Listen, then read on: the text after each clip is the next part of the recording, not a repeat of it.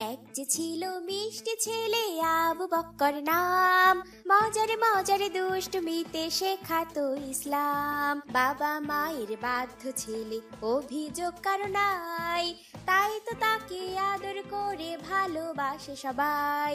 আবু বক্করের সাথে ইসলামের পথে।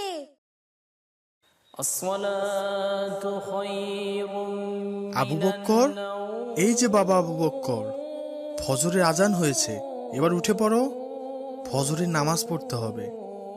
এই যে বাবা, ওঠো, সূর্যোদয়ের আগেই ফজরের নামাজ পড়তে হয়। উঠে পড়ো বাবা।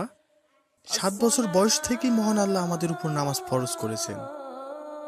আসসালামু আলাইকুম। ওয়ালাইকুম আসসালাম বাবা।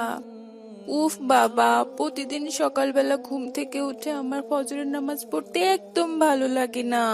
আবু বক্কর, তুমি কিন্তু ঘুম থেকে উঠে দোয়া পড়তে ভুলে গেছো। জি বাবা, এখনই পড়ে নিচ্ছি। আলহামদুলিল্লাহ হিল্লাজি আহিয়ানা বাদানা আমাতানা ওয়া ইলাইহিন নশুর। এবার চলো নামাজ আদায় করি। আমার ফজরের নামাজ পড়তে ভালো লাগে না বাবা। মা, মা, সকালের নাস্তা কি তৈরি হয়েছে মা? খেতে দাও না মা, আমার খুব ক্ষুধা পেয়েছে। এই তো আসছি বাবা, একটু অপেক্ষা করো। আহা বাবা, দেখো না আমার হাত খুব জ্বলে যাচ্ছে। মা, দেখো না আমার হাত খুব জ্বলে যাচ্ছে। মা, আমার খুব কষ্ট হচ্ছে। বাবা দেখো না।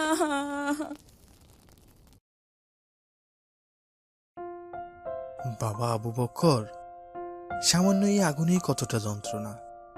আর আমরা যদি নামাজ আদায় না করি, আল্লাহর কথা না শুনি, তাহলে আমাদেরকে জাহান্নামে শাস্তি দেওয়া হবে, জাহান্নামের আগুনে আমাদেরকে পোড়ানো হবে। আর পৃথিবীর আগুন তো জাহান্নামের আগুনের 70 ভাগের 1 ভাগ মাত্র, অথচ আমরা সে আগুনই সহ্য করতে পারি না। তাহলে জাহান্নামের আগুন কিভাবে সহ্য করব?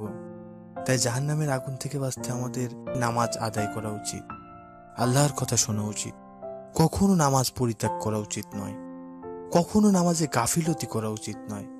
হ্যাঁ বাবা, তুমি ঠিকই বলেছ, আমি বুঝতে পেরেছি। আমরা সামান্য দুনিয়ার আগুনই সহ্য করতে পারি না, তাহলে জাহান্নামের ভয়ঙ্কর আগুন কিভাবে সহ্য করব? আমার আর ভুল হবে না বাবা, আমি আর কখনো নামাজকে অবহেলা করব না। আল্লাহ, তুমি আমাকে মাফ করে দাও। আমি এখন থেকে সব সময় নামাজ অভিযোগ পড়বো। কারো নাই, তাই তো তাকে আদর করে ভালোবাসে সবাই। মজার মজার সব ইসলামিক কার্টুন পেতে আমাদের চ্যানেলটি এখনই সাবস্ক্রাইব করুন আর পাশে থাকা বেল আইকনটি প্রেস করুন।